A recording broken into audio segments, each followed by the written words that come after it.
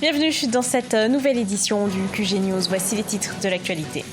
Le nouveau gouvernement malien a été dévoilé ce dimanche 5 mai. Il voit l'arrivée de plusieurs membres issus de l'opposition.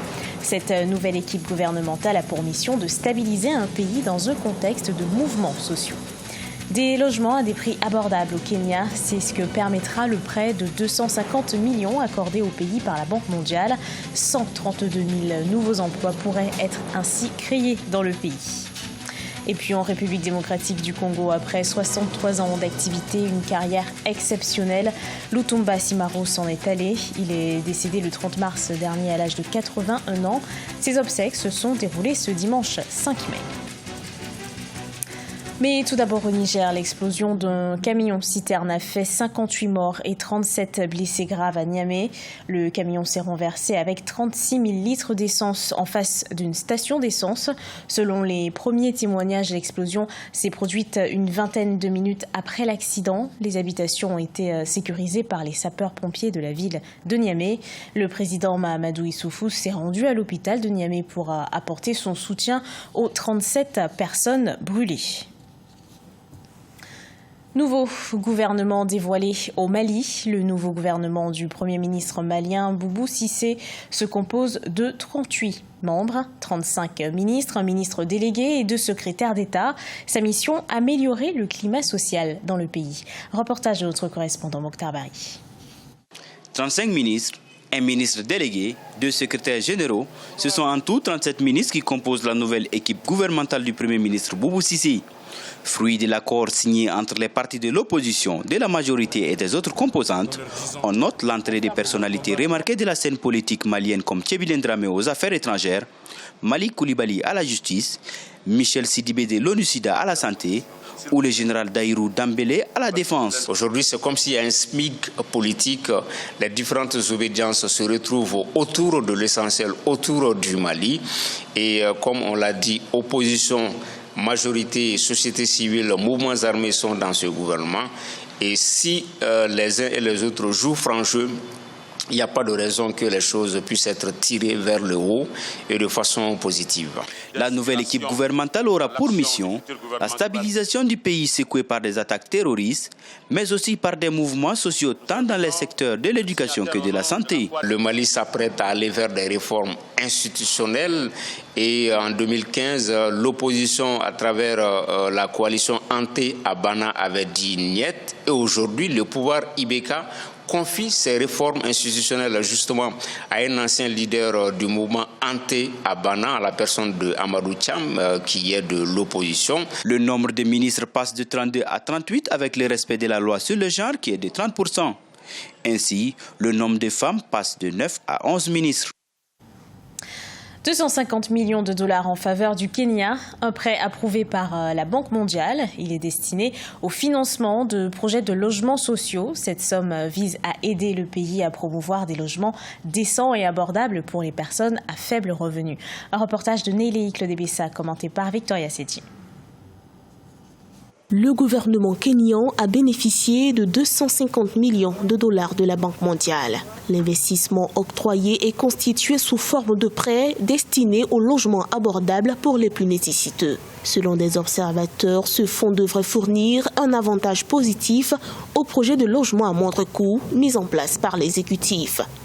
Ce programme s'inscrit dans le cadre du Big Four avec donc la possibilité des ajustements, des recadrages et surtout la possibilité pour ceux qui veulent accéder à ces logements de pouvoir donc payer selon des mensualités et un rythme qui conviendra à leurs revenus. Cet apport de la Banque mondiale va être extrêmement significatif en termes de ciblage de l'aide et de la contribution pour qu'il y ait une réponse appropriée à la demande sociale. Le projet qui sera mis en œuvre par le biais de la Kenya Mortgage Refinance Corporation aidera le ministère des Terres et de la Planification physique à améliorer l'enregistrement des propriétés et à remédier aux contraintes structurelles du système de gestion des terres au Kenya. Nous pensons que le secteur privé dynamique du Kenya offre une excellente occasion de rassembler des compétences et des ressources privées pour atteindre les 4 grands objectifs du pays en matière de logement abordable et conformément au programme du groupe de la Banque mondiale visant à maximiser le financement pour le développement. Les ménages classés dans la catégorie des crédits hypothécaires et les catégories à faible coût pourront en bénéficier. Au Kenya, le projet d'investissement dans le logement abordable aura un effet multiplicateur sur l'économie au regard du nombre de secteurs liés, ce qui pourrait créer 132 000 nouveaux emplois dans le pays. Premier forum sur l'agriculture biosaline de l'Aoun. Il s'est déroulé ces 3 et 4 mai dans le sud du Maroc. L'objectif de l'événement, développer le potentiel agricole des zones désertiques, jusqu'à présent peu utilisées, mais qui peuvent être bénéfiques à l'agriculture. Des conférenciers venus du monde entier ont répondu présents à cet événement. Reportage de notre correspondant Olivier Conan. Vers le développement de l'agriculture biosaline en Afrique. L'agriculture biosaline permet de produire avec environ 20 grammes de sel par litre d'eau dans le sol. La salinité des sols empêche la culture de la plupart des plantes, mais grâce à la recherche scientifique, il est désormais possible de développer l'agriculture dans les zones à forte teneur en sel. Par exemple, la culture du quinoa, une plante résistante à la salinité du sol, avec des rendements de 3 tonnes à l'hectare, permet aux femmes de la région de l'Aïoun au Maroc de produire un plat de couscous original avec 6 céréales. On leur a dit, écoutez, vos maris produisent du quinoa. Qu'est-ce que vous en pensez? Vous connaissez comment faire le couscous 5 céréales, qui est déjà un couscous local de la région du Sud connu. Pourquoi ne pas le développer davantage? Et on a innové avec les femmes des agriculteurs ce produit qui aujourd'hui ils sont en train de commercialiser. On est en train aussi de le certifier pour qu'il devienne exportable. Et on est en train aussi d'aller vers le scale-up de ce projet. L'enjeu de la maîtrise de l'agriculture biosaline est très important. On estime à plus de 27 milliards de dollars les pertes de récolte liées à la salinité des sols, d'où la nécessité d'identifier et promouvoir des cultures appropriées sur des surfaces auparavant impropres à l'agriculture. Ne me ramène pas une plante qui a été améliorée au Canada et tu me dis que ça va faire bien au Mali. Il faut qu'on fasse notre propre amélioration et il faut revenir dans les plantes que nos ancêtres ils utilisaient.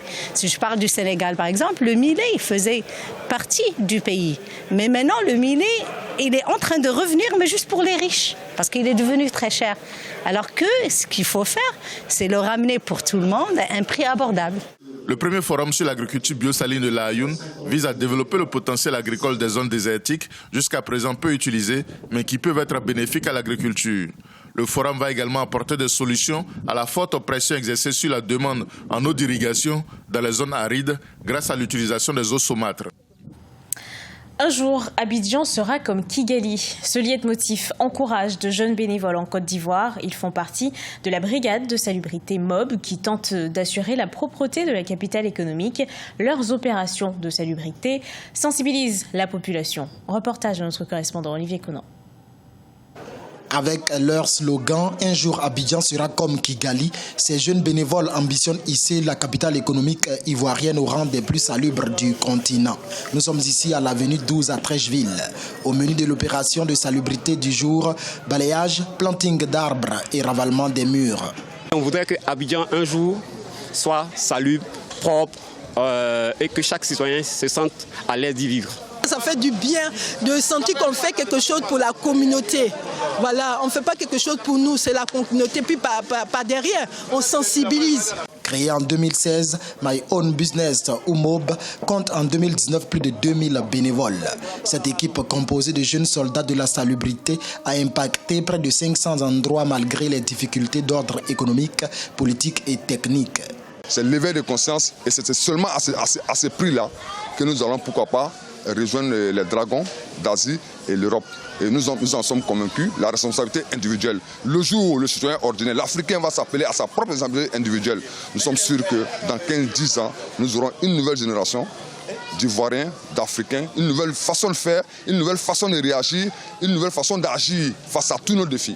Présente dans 6 communes d'Abidjan et à Grand Bassam, l'équipe My Own Business compte couvrir tout le territoire ivoirien. Une occasion pour mieux promouvoir la salubrité dans le pays. Ce 5 mai, la rumba congolaise a fait ses adieux à Lutumba Simaro. Ce guitariste, auteur, compositeur de plusieurs tubes à succès, est décédé le 30 mars dernier à l'âge de 81 ans. Le chef de l'État, Félix Tshisekedi, et plusieurs personnalités sont venus lui rendre hommage. Reportage de notre correspondant Jacques Amboka. C'est un monument de la rumba congolaise qui a été enterré ce dimanche 5 mai à Kinshasa. Lutumba Ndomanueno, appelé poète par la sagesse exprimée à travers ses innombrables chansons, ce guitariste, auteur-compositeur a reçu les hommages dignes de sa grandeur. Des obsèques en présence de plusieurs personnalités du pays, dont le chef de l'État, Félix-Antoine Tshisekedi Tshilombo. Il nous a légué une œuvre intemporelle et intarissable, même plein de sagesse, et à travers lesquelles on peut retrouver plusieurs thématiques.